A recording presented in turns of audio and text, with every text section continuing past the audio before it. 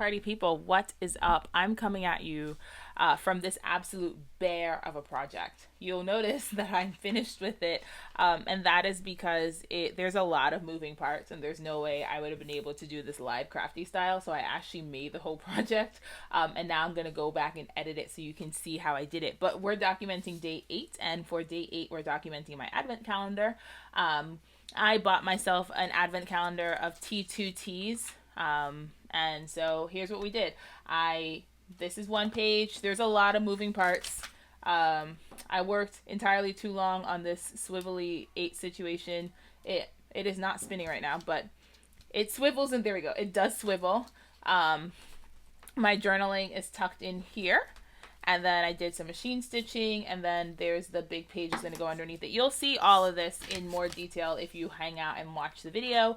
But you know what I didn't do is include my journaling. So I'll read you my journaling really quickly, and then we're going to get started with the process. So it says, to the T2 advent calendar I almost didn't buy. I love a good ritual. Whether it's my nighttime meditation or catching up on the daily on the way to work, sometimes having one small thing that strings the days together like a near invisible strand of fishing wire just fits. It helps me make sense of my day-to-day experience, grounds me on days when it feels like the earth is slipping beneath my feet, and serves as a touchstone in a very unpredictable time. Why then would I pass on the opportunity to add one more ritual to my days, one tiny surprise to add a bit of light to the twilight hours between the end of a day and the beginning of the next? We managed to connect in no time. There's something to be said for modernity and instant gratification. A quick Amazon search for advent calendars for adults through chocolate and jam varieties led me to you. A loose leaf tea calendar from one of my favorite shops, filled with greens and blacks and herbal tisanes to help me count down the days between now and Christmas. And within 2 days, there you were, sitting in front of our apartment. I have quickly adapted to the routine of it all, to the practice of starting the kettle, opening the numbered door, reading the note on the package, scanning the description and the list of ingredients, filling the infuser and watching the tea bloom, and sitting at my bedside with my book or my spinning or whatever has occupied my mind, my heart that night.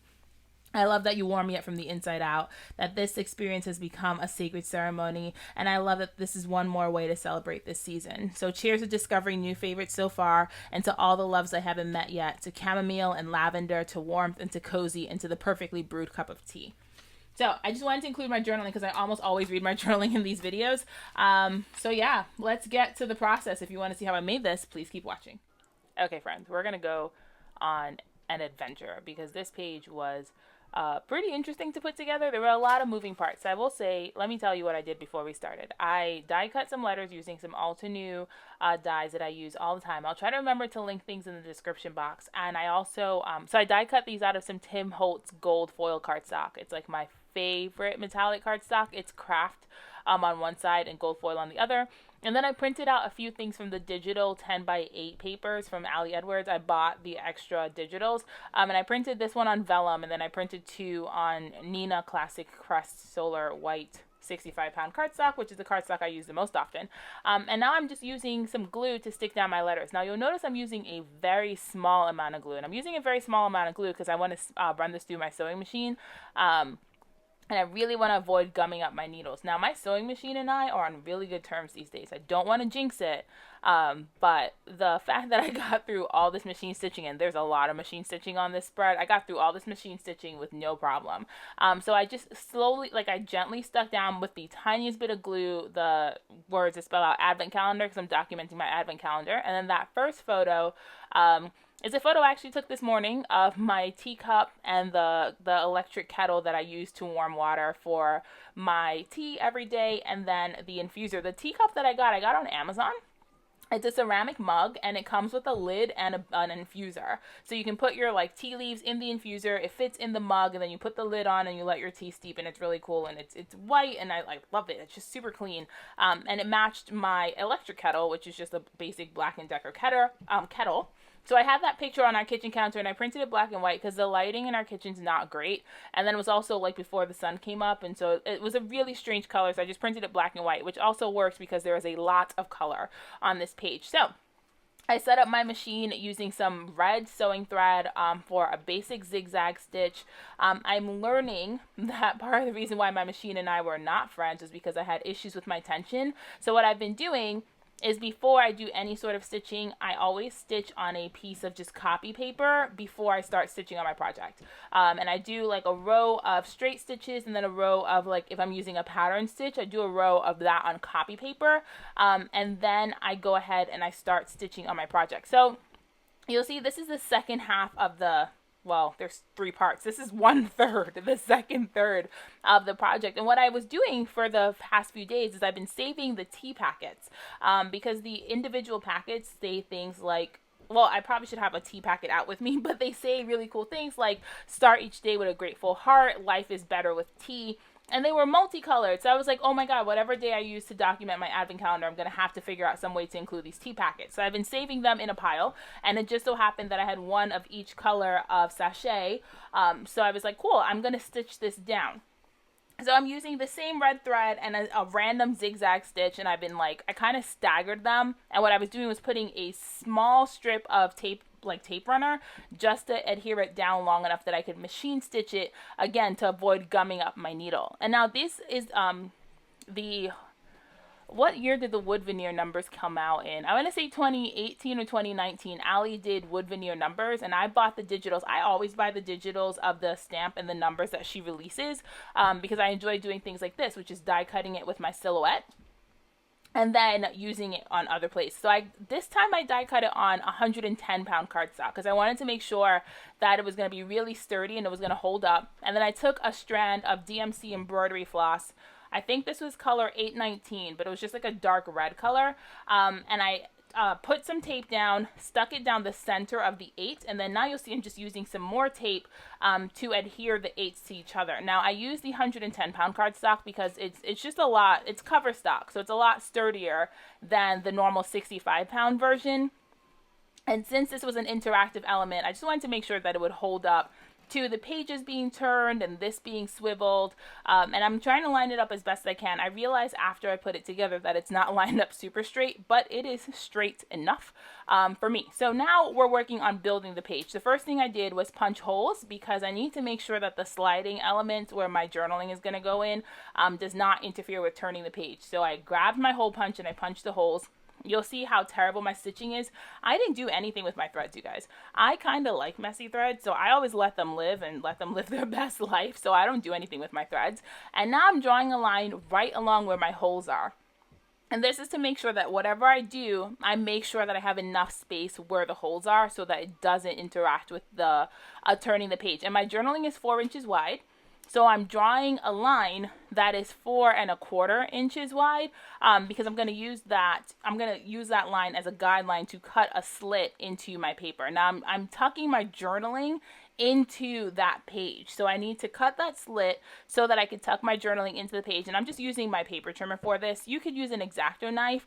My X-Acto knife and I are not friends. I've cut myself multiple times with an X-Acto knife. And since I'm just cutting a straight line, I figured I could just do this with a paper trimmer, and I'm just following the guideline. You see my messy hair, which is terribly messy. It's all in the camera, but I'm just using that to draw the guideline. Now, I saw Heidi Swap do this on a project in one of her classes. I took her classes, and normally when I tuck my journaling into a photo or a pocket like this, I was using foam tape. And Heidi, she does this thing where she uses cardstock like guardrails, so you don't have to add foam tape, so you're not adding like bulk to your page, and you just use folded scraps of cardstock to give your pull-out element a track. So I cut 3 different strips of 1 inch wide cardstock and then scored them at the 1/2 inch mark so that they folded in on itself. And I'm just checking that my tag fits and it slides in and it works exactly where I want to put it.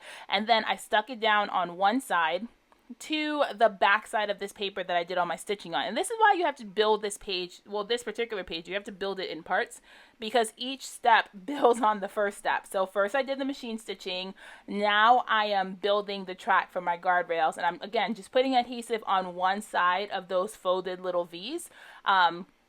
and then just double checking that my tag fits and it slides. Because the last thing you want to do is put this whole page together and then your tag doesn't fit. And you got to do a lot of guess and check to make sure that, one, it's not interacting with the holes, two, that it fits, three, that it moves, that it's not snagging, and everything worked out really well. Now I'm attaching the 8. So again, we're just building and building and building and creating a bunch of constructive chaos. Actually, like this I promise you, this page comes together, but it is definitely organized chaos. And I had to keep stopping and checking my sketch and making sure that things, well, I sketched it on my iPad, and I had to keep stopping and checking and making sure that all the parts worked.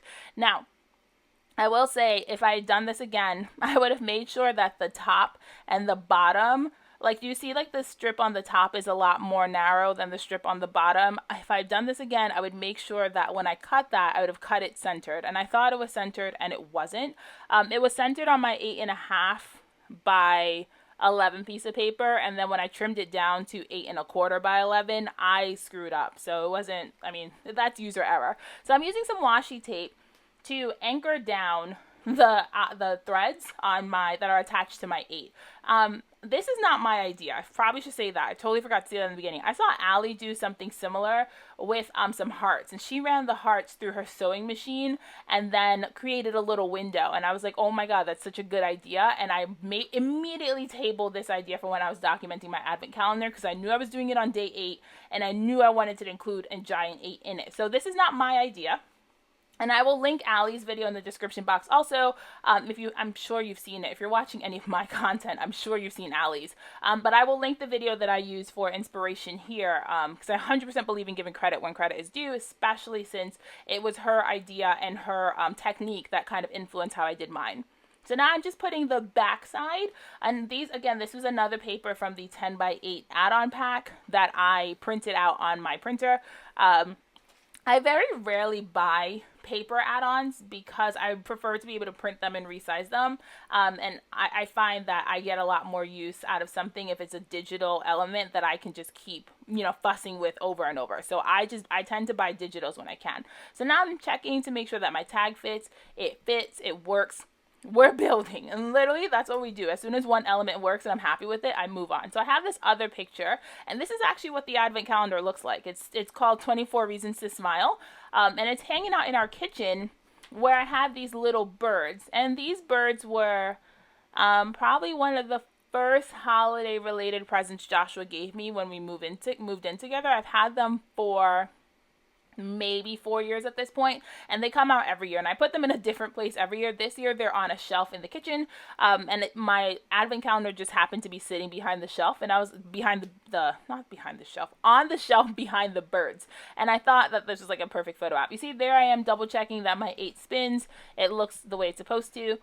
And I'm re-punching my holes. I'm using my power punch to punch my holes. And the reason I punched the holes the first time, like I said, is I wanted to make sure that when I put in those guards for my journaling to slide in and out, that I wasn't going to be punching holes in the guards or punching holes in my tag. So I punched the first set of holes and then stuck down that backing paper, then stuck down that photo, and now I'm punching new holes. I am still cautiously optimistic that I might get all 25 days into one album, but the more I work on it, the more I'm realizing that I might get like 15, which would be really sad because I'd have to start a second album for just 10 days. But we'll see. I'm giving myself room to do all sorts of madness and like live out my best crafty life right now. And that might mean that some of these pages might be bulkier than others. So right now I'm adding some ribbon to my tag, and I use my Crop-A-Dile to punch a hole in the top of my tag. My tag is sized 4 by 7. I'm pretty sure it's 4 by 7. I wanted to do 4 by 6.5, but it was just, my journaling was just a little too long to fit on it and have it be a legible size. I never print my journaling smaller than 9 point. 9 point is as small as I feel comfortable going, because I feel like any smaller than that, it just becomes harder to read, and it's like a barrier to including the story. So I'd rather do flip outs or make my home for story larger than print my journaling smaller. Or I mean, you could write less, but like, I don't think I know how to do that. So I don't even include that as an option. So I have a little bit of this ribbon from Michael's. I have a few like Christmassy ribbons. So this is like iridescent sparkle. I have like a gold sparkle, red, green. I don't really use ribbon the rest of the year, but I almost always use ribbon this time of the year. So I have a little bit of ribbon. I'm adding it to my tag. I had also pulled out a brad, and I thought about putting a brad through where the ribbon is, but it sits right on the top of my title. And so I opted to not use it because I really just didn't want that to interfere with reading the title of my journaling. So you see I put the brad in, I look at it, and it looks really cool, if only it didn't like interfere with my journaling. So I just ended up pulling it out and calling it a wash, and then I kept going. I trimmed off the top of the ribbon, and then we're still building. So from here, I think all I do is work on embellishing. I could be wrong. This whole process was an hour long.